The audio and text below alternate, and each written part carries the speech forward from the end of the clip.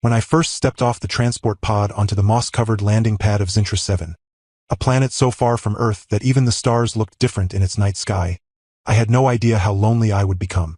My name is Joranvale, a simple enough name for a man who once taught botany at a small university on Mars Colony 6 before deciding to take a sabbatical, or what I now suspect was more like an escape, to work as a planetary surveyor in one of the galaxy's most remote sectors.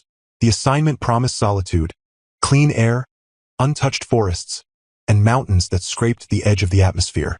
What it didn't mention was the silence, so deep it echoed in your bones.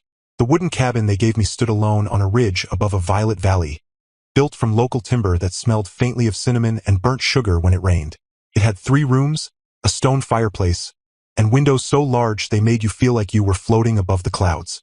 For the first few days, I wandered around unpacking boxes, marveling at the twin moons rising over the snow-capped peaks, and trying not to notice how every sound, the creak of a floorboard, the whistle of wind through the eaves, seemed to answer back with emptiness. Then she arrived. They called her Lyra. She came down the winding mountain path one morning just as the second sun was peeking over the eastern ridge, casting long lavender shadows across the frost-laced grass.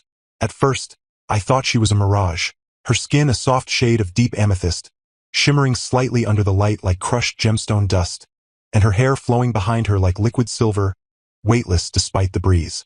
She wore a simple tunic of woven gray fabric, practical yet elegant, and carried a satchel slung over one shoulder.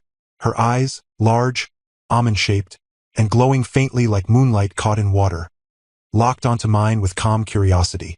"I have been assigned to assist with domestic maintenance," she said, her voice melodic but firm, each word shaped with precision, as if she had rehearsed them many times. I nodded dumbly, still processing the fact that my new neighbor wasn't another grizzled scientist or a robotic cleaner drone, but a living, breathing alien woman sent to mop my floors. Lyra worked silently at first, moving through the cabin with a quiet grace that bordered on hypnotic. She swept the hardwood with a broom made of dried reeds, wiped down counters with a sponge that expanded when wet, and folded my clothes into perfect squares that looked like origami sculptures.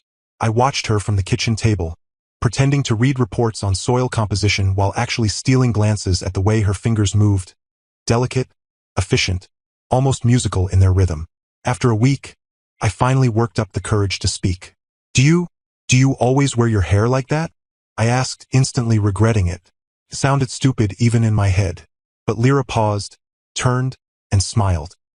Not a wide grin, but a subtle lifting at the corners of her lips that lit up her entire face. "It is customary among my people," she replied. "White signifies wisdom, purple our clan lineage." I blinked. "So, you're wise and royal?" She laughed then, a soft, chiming sound like wind through crystal bells, and said, "Not royal, just from a long line of housekeepers." That broke the ice. From then on, we talked. At first, it was only during her visits, 3 times a week, always in the mornings. We spoke about small things. The weather patterns on Zintra 7, 2 seasons. Blooming and freezing, the strange 6-legged deer-like creatures that sometimes nibbled at the garden fence, and the way the northern lights here danced in spirals instead of waves. I told her about Earth, about oceans, pizza, dogs, and why humans cried when they were happy. She listened intently, tilting her head like a curious bird, asking questions that revealed both innocence and startling depth. "You mean you enjoy eating something covered in red fruit juice that stains your fingers and makes your tongue burn?" she asked after I described strawberries with balsamic vinegar. "Yes," I said, laughing. "It's complicated." She nodded solemnly. "Like love." That word hung in the air longer than it should have. Over time, Lyra began staying longer after cleaning. She'd brew tea in the little pot I'd brought from home, a ritual she quickly adopted with near-religious seriousness, using leaves from a bush outside that tasted like mint and lavender. We sat by the fire, wrapped in wool blankets, watching the twin moons rise as she told me stories of her people, the Vathari, who lived in underground cities beneath the planet's icy crust. They valued order, harmony, and service above all else. Emotions were regulated, relationships structured, and personal desires kept in careful balance. "We do not rush into feelings," she explained once. "We let them grow like roots, slow, unseen, until they can support the tree." I remember staring into the flames, wondering if she knew how much I already admired her. Not just for her beauty, though that was undeniable, but for the quiet strength in her presence, the way she carried herself like someone who knew exactly who she was, even in a world not her own. One evening, during a particularly fierce storm, the power went out. Wind howled around the cabin like a pack of spectral wolves, and rain lashed against the windows in thick sheets. I fumbled for candles, cursing as I knocked over a stack of books. Then, a soft glow filled the room. Lyra had activated a small orb from her satchel, one of her people's tools, that emitted a pale blue light, pulsing gently like a heartbeat. "Is this better?" she asked. I nodded, suddenly aware of how close we were standing. Thunder cracked overhead, and without thinking, I reached out to steady a wobbling shelf. My hand brushed hers. A jolt ran through me, part electricity, part something deeper, older. We both froze. Her white hair framed her face like a halo in the dim light, and for a moment, I thought she might pull away. Instead, she looked at me, really looked, and whispered, "Your pulse is elevated." I swallowed. Yeah, must be the storm. But it wasn't the storm. After that night, something shifted. Our conversations grew longer, heavier. I started looking forward to her visits with a kind of desperate anticipation. When she wasn't there, I found myself noticing things. The indentation her body left on the couch, the faint scent of ozone and wildflowers that lingered after she left, the way the house felt colder, quieter, somehow incomplete. I began leaving little things for her.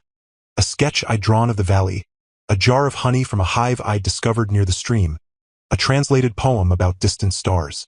She never said much, but I saw the way her eyes softened when she found them. Once, I caught her humming a human lullaby I'd played on my old music box. When I asked where she'd learned it, she simply said, "I listen to everything you leave behind." Then came the day I realized I was in love with her. It wasn't dramatic. No lightning strike, no grand revelation. It happened while I was peeling potatoes in the kitchen, and she was sweeping near the window, her reflection dancing in the glass. Sunlight poured in, turning her silver hair into molten thread, and for no reason at all, I thought, I want to wake up to this every morning for the rest of my life. The thought hit me like a physical blow. I dropped the potato. Water splashed across the floor. Lyra turned, concerned.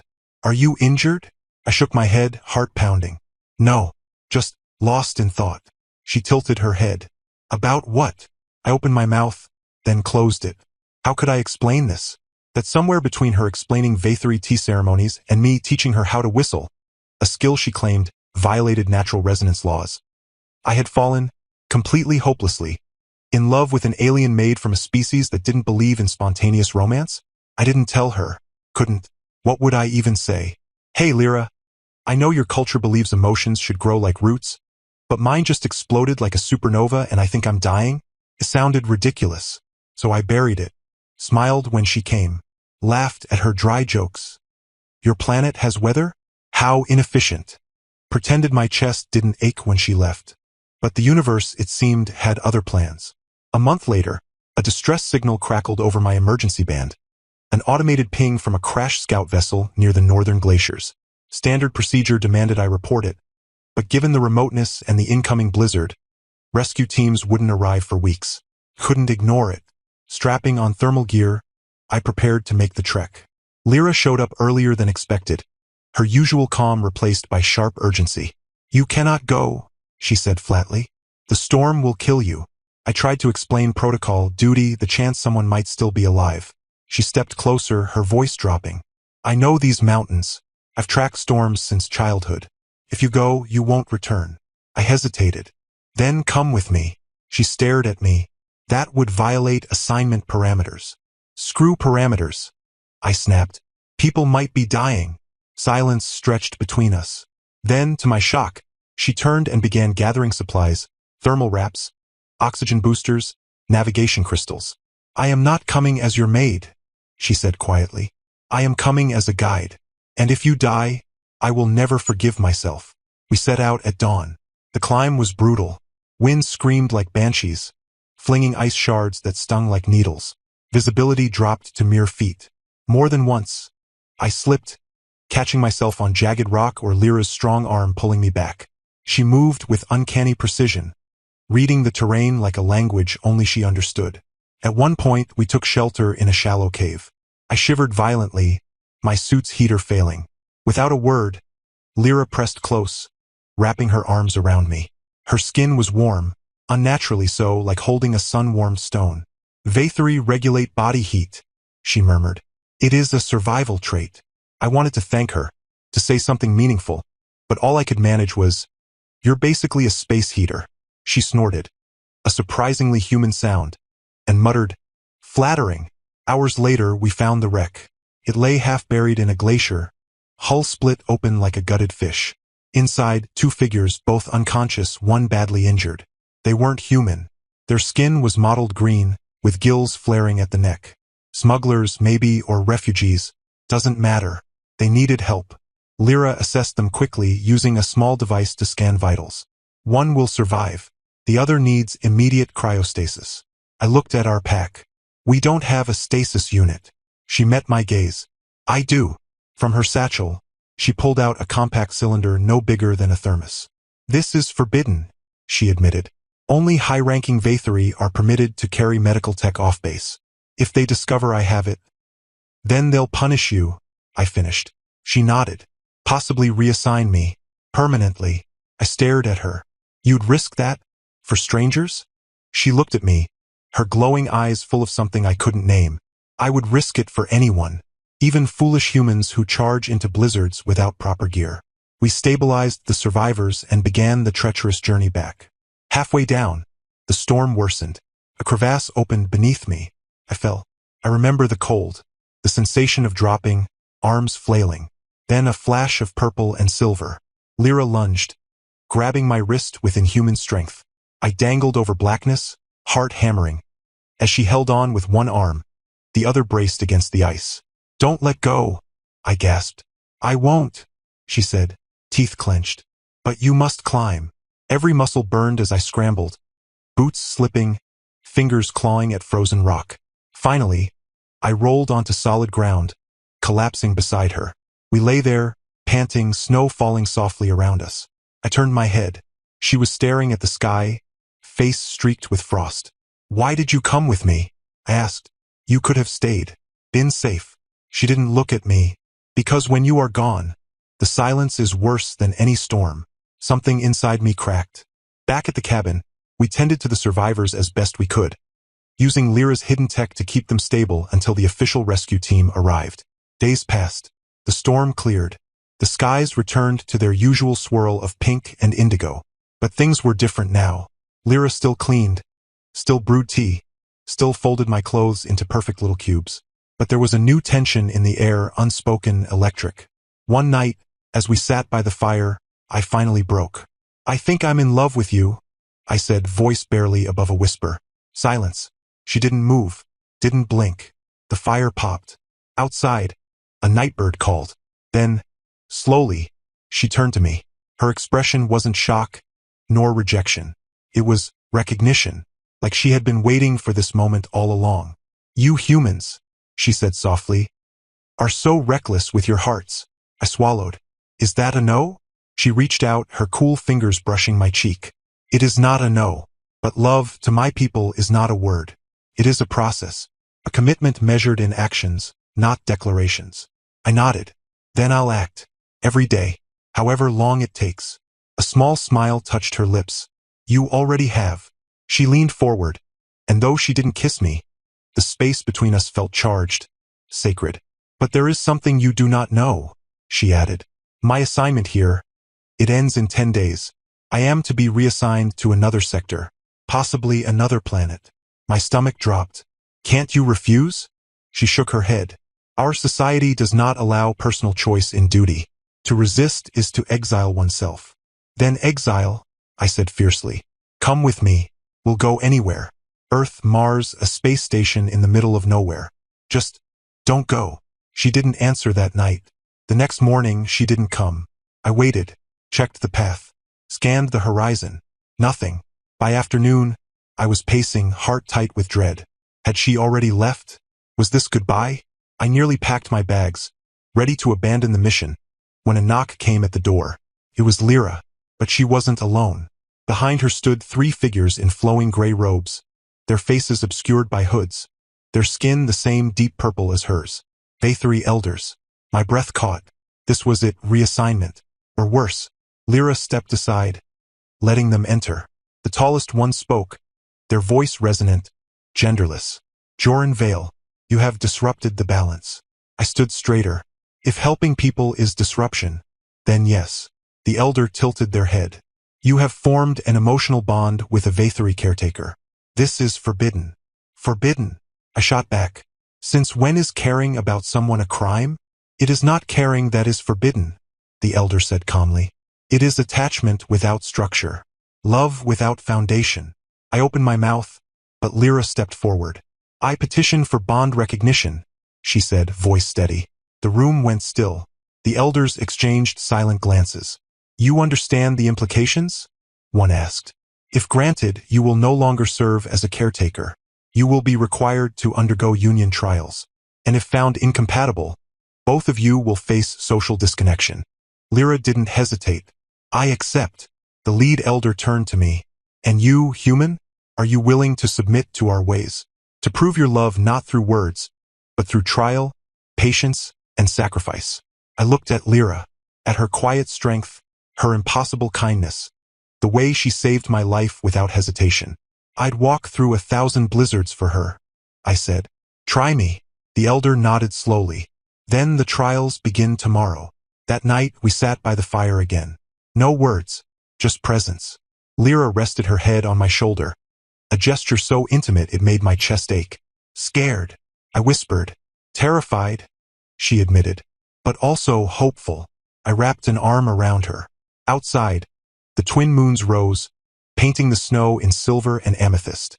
Somewhere beyond the stars, Earth spun on, unaware of the man who had fallen in love with a purple-skinned alien made in a wooden cabin on a forgotten planet.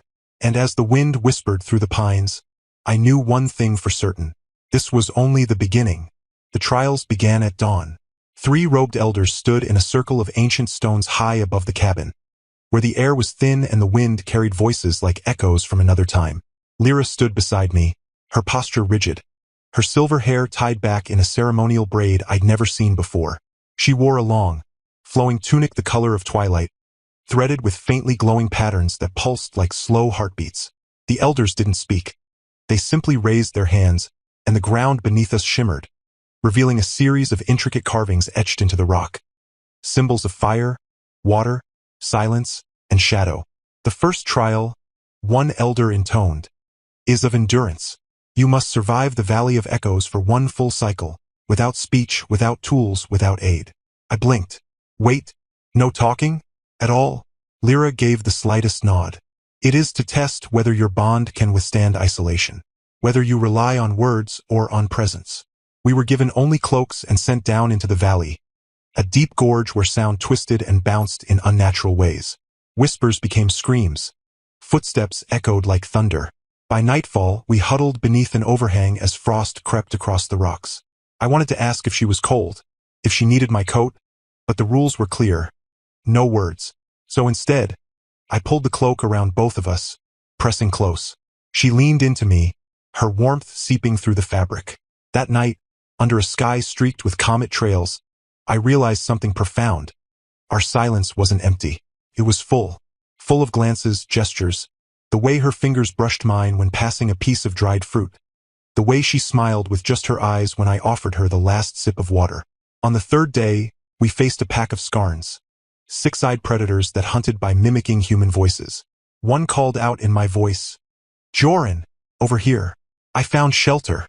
I froze, but Lyra grabbed my arm, shook her head sharply. Then she pointed to her ears and tapped them twice, then pressed her palm flat against her chest.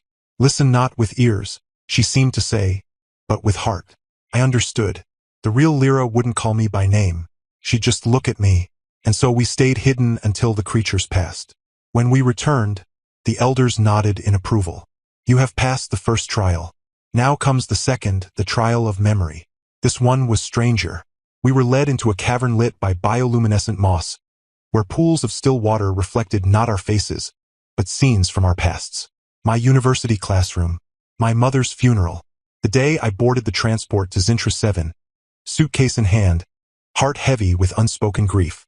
And there, clear as glass, was the moment I first saw Lyra walking up the mountain path, sunlight catching her hair like liquid starlight. Then the visions shifted. I saw her memories, a young Lyra, kneeling beside a dying elder, whispering promises in Vathari tongue. a ceremony where she was marked for service, her hands placed upon the stone of duty. And then, something that made my breath catch, a file, hidden in the archives of her people, labeled Human Contact, Emotional Risk Assessment. It listed me, Joran Vale, and beneath it, a note. Subject shows elevated emotional resonance with caretaker.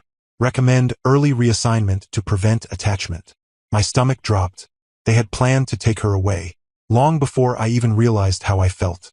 Before I could react, the vision changed again.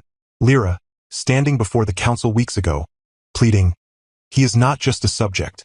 He is kind. He listens. He sees me, not as a servant, but as a person."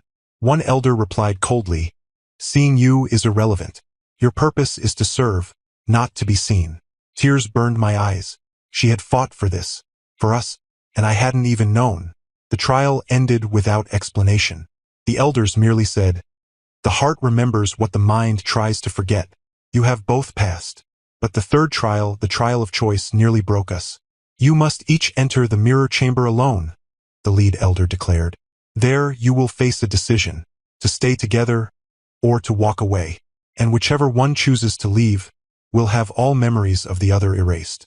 I turned to Lyra, panic rising. "No, that's not fair." "It is the final test," the elder said. "Love cannot be true if it is not freely chosen, even if the cost is oblivion." We were separated. Inside the chamber, the walls were made of shifting crystal, reflecting infinite versions of myself. Some showed me back on Earth, teaching students, laughing with friends. Others showed me old and gray, living alone in the cabin, surrounded by books and silence. Then, suddenly, a door appeared. Beyond it, a life with Lyra on a neutral world, far from Vathri law. We built a house by a lake, grew strange flowers together, spoke two languages at once, stumbling over grammar and giggling. I saw her pregnant, saw her holding a child, half human, half Vathri, with purple skin and curly brown hair. I saw decades pass in seconds. Joy, struggle, love worn smooth by time. And then, another door. This one led to peace, to simplicity. I returned to my old life. No pain, no longing, just emptiness disguised as calm. A clean slate. But as I reached for it, a whisper echoed. "You will never remember her smile, or how she saved you from the crevasse, or the way she hummed your lullaby when she thought you were asleep." My hand trembled. I stepped toward the first door. The chamber dissolved. When I emerged, Lyra was already there, tears glistening on her violet cheeks. Without a word, she ran to me and wrapped her arms around my neck. I held her like I'd never let go. The elders watched in silence. Then, slowly, they removed their hoods. Their faces were not stern. They were moved. "The bond is recognized," the lead elder said. "You have proven that love, even between different worlds, can grow roots deep enough to shake mountains." Relief flooded me. We could stay together. But fate, it seemed, wasn't done testing us. 2 days later, a new signal came in, this time from the Vathri underground city. A distress pulse. Not from the elders, but from rebels. Lyra's people were divided. A faction opposed to the rigid caste system had risen, demanding freedom of choice, emotional autonomy, the right to love beyond duty. And they were being hunted. "They call themselves the Dawnborn," Lyra whispered as we studied the encrypted message. "They are mostly young ones, dissenters, outcasts." Her voice cracked. "My sister is among them." I looked at her. "Then we have to help." She hesitated. "If I go, I may never be allowed back here. The elders might revoke your permit. You could be exiled too." I took her hand. "Since when do we care about permission?" We descended into the ice caves beneath the planet's surface, where the Vathri cities pulsed with soft blue light, built into the very veins of the world. The air was thick with the hum of energy conduits and the scent of minerals. It was beautiful and oppressive. Rows of identical dwellings, silent workers moving in perfect rhythm, children trained in silence. No laughter, no touch, no art. We found the rebels hiding in a forgotten sector, survivors crammed into tunnels lit by stolen glow crystals. Lyra's sister, Nera, was younger, fiercer. Her white hair cropped short, her eyes blazing with defiance. When she saw Lyra, she didn't smile. She accused. "You left," Nera spat. "You served the humans. You forgot us." "I didn't forget," Lyra said softly. "I learned. And now you bring a human here?" Nera glared at me. Do you think he understands what they've done to us? How they erase emotions? How they condition us from birth to suppress everything that makes us alive? I stepped forward. No, I don't fully understand. But I love her. And if loving her means fighting for your freedom, then I'm in. Nara laughed bitterly. You humans always want to save everyone. But this isn't a story with a hero. This is war. That night, the hunters came. Black-clad enforcers, armed with sonic disruptors and neural dampeners, stormed the tunnels.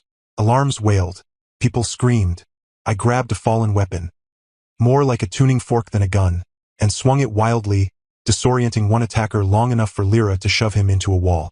She moved like a storm, graceful, precise, using her knowledge of the tunnels to guide refugees through secret passages.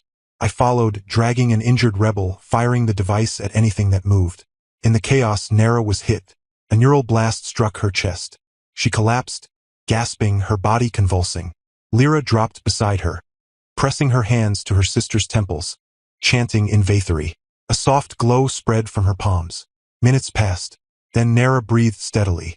She lives, Lyra whispered. But they will come again. Stronger.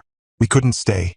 With the remaining rebels, we fled deeper, into the core caves, a place even the enforcers feared to go.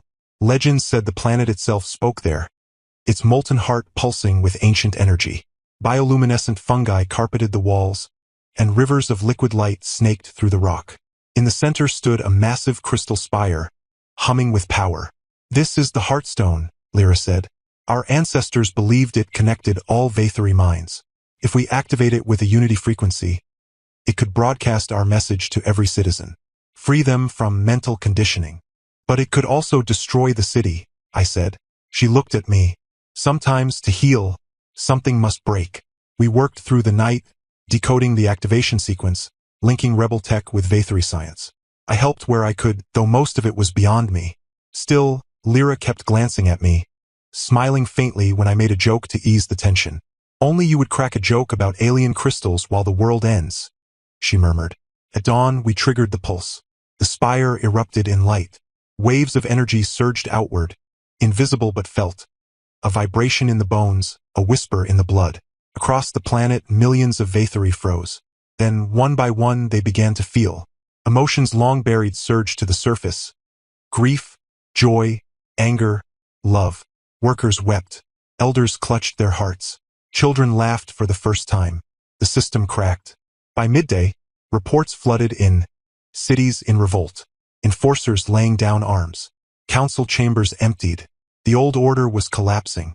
But victory came at a cost. The energy surge destabilized the ice crust. Tremors shook the planet. Cracks split the surface. The cabin, our home, collapsed into a fissure, swallowed by the earth. We stood on a ridge, watching the smoke rise, the rebels behind us, weary but alive. Lyra leaned into me. Everything is gone. I wrapped my arm around her. Not everything. She looked up. What do we do now? I smiled. We build something new.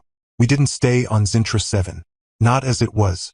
The planet needed time to heal, its people to rediscover who they were without chains. So we left, with the rebels, with Nara now recovering, with a handful of others who dreamed of a different future. We found a moon. Small, barren, perfect.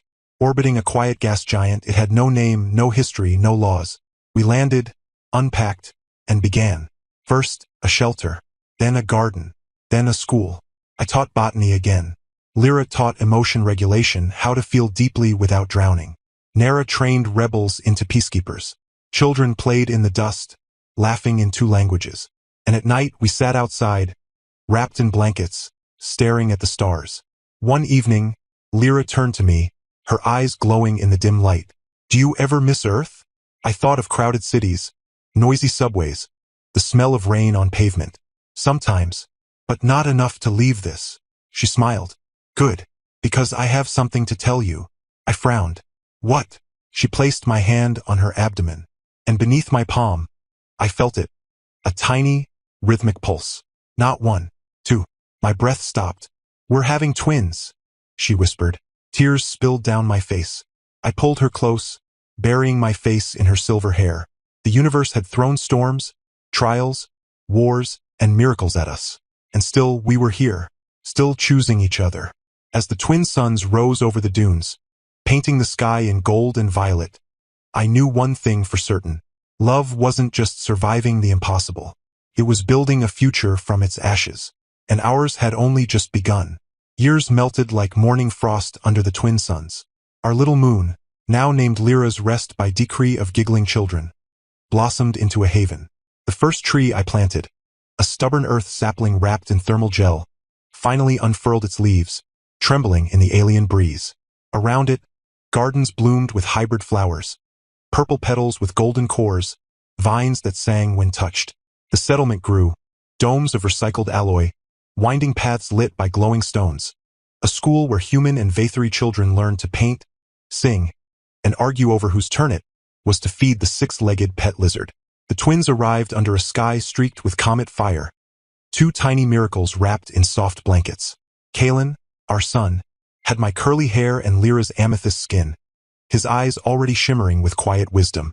Mira, our daughter, took after me in spirit, wild curls, bright laughter, but her hands glowed faintly when she was happy, a gift from her mother's bloodline. We held them by the fire that first night, Nara snapping photos with a salvaged recorder, muttering, "I still can't believe you're a father," while grinning. Life wasn't perfect. Power failed. Sandstorms raged. Once, a misfired rocket nearly vaporized the greenhouse. But we laughed more than we panicked. I taught the kids to whistle. Lyra taught them to listen to silence. We celebrated birthdays with cake made from moon moss and honey from our brave little bees. We danced in zero-gravity chambers, floated above the dunes, told stories under skies thick with stars. One evening, as I rocked Mira to sleep, she whispered, "Daddy, is love strong?" I kissed her forehead. "Stronger than gravity." She smiled. "Then it will never fall, right?" "No, little star," I said. "It only grows." Word spread across the sectors. Refugees came, not just Vathari, but others too. Displaced scientists, runaway androids seeking purpose, even a grumpy old Martian botanist who claimed he'd come for research but stayed for the tea. Our home became a symbol, proof that different souls could grow together, root to root, heart to heart.